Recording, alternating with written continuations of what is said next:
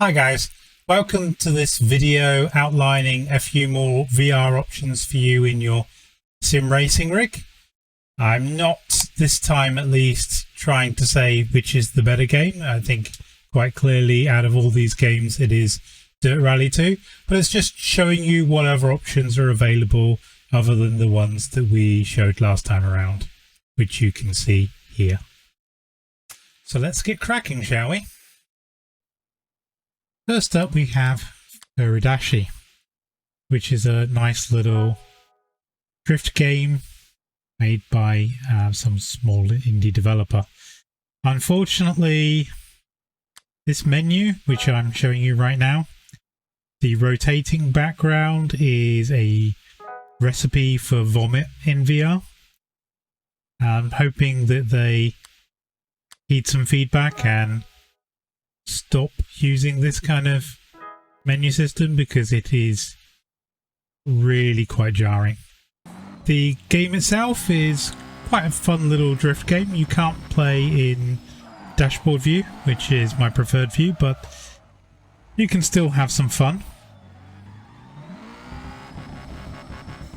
Not being someone that drifts, not being someone that plays drift games often, I found this a little bit of a struggle.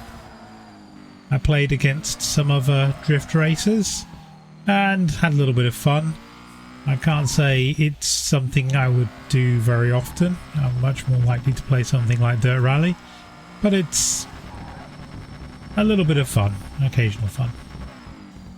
And as it's still quite an early game, hopefully we'll see some more development on it that corrects some of the issues that I saw.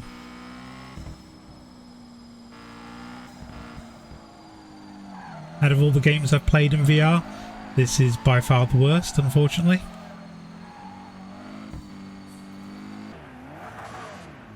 Next up we have Project Cars 2, an oldie but yet still a goodie. It was my second VR experience in sim racing, my first being the original Project Cars. It had a few faults, as does this. And unfortunately it's getting a little bit long in the tooth now, so this is with the graphics ramped up to full, and it doesn't look too bad. It is a reasonable looking game, but it doesn't really have any headroom for the future, so this is what you see is what you get. Unfortunately, being a slightly older game, it also struggles with a few of my input devices, so I had to run this in automatic mode, and I am terrible at driving cars with an automatic gearbox. Visually it's still pretty decent. The cockpit's not the best out there, but the traffic looks pretty decent and behaves quite well.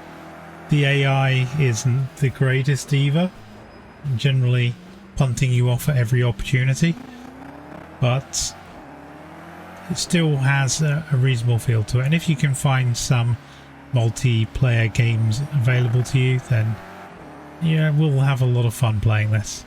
Of course there are newer titles available that might have a bigger audience now, but if you've got this kicking around and you'd like to play it occasionally, you're not going to be disappointed. It's still a good VR experience.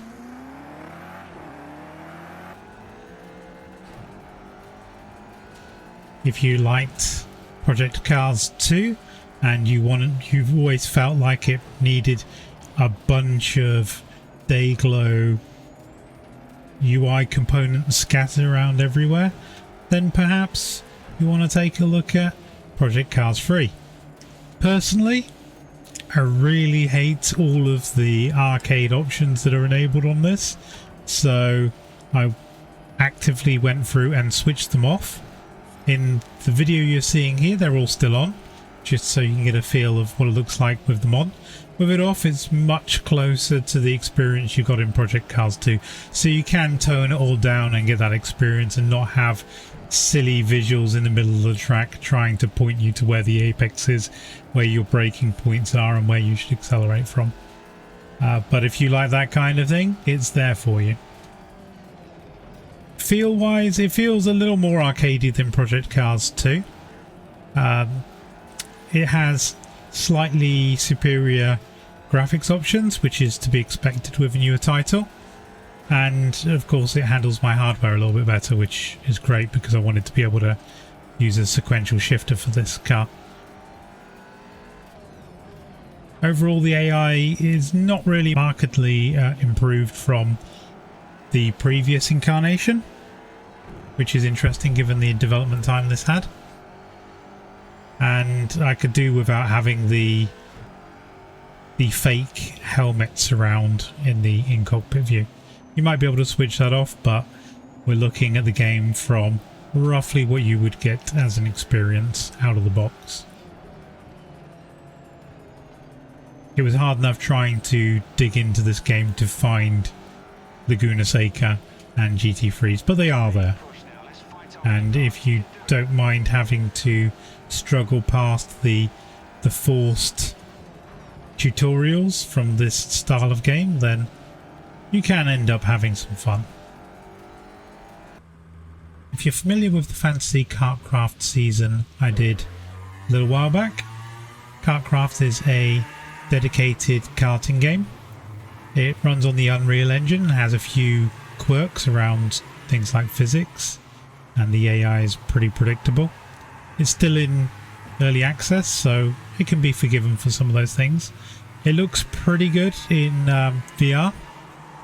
I wouldn't say it's the best experience in VR, but it's not too bad. And it runs at a reasonably stable frame rate. There's not really much to say about the cockpit because we're talking about karts here. The traffic looks pretty good. The AI is okay. Unfortunately, there's no multiplayer experience, so because the AI isn't great, it's hard to recommend this game. But keep an eye out for the multiplayer mode, which is coming soon. Lastly, we have what is possibly the most fun experience in VR for sim racers. We have Dirt Rally 2. The first Dirt Rally game took the sim world by storm, and this game is no different. So much fun. And in VR, it's that extra level of depth that this game provides. The cockpit, there are better cockpits out there, but the world is just amazing. Of course, it helps that you have such undulating environments with rocks everywhere and trees galore, but having them so close to you and so lifelike really adds a dimension of immersion to the experience. For me, at least, this game is perhaps my favourite solo experience.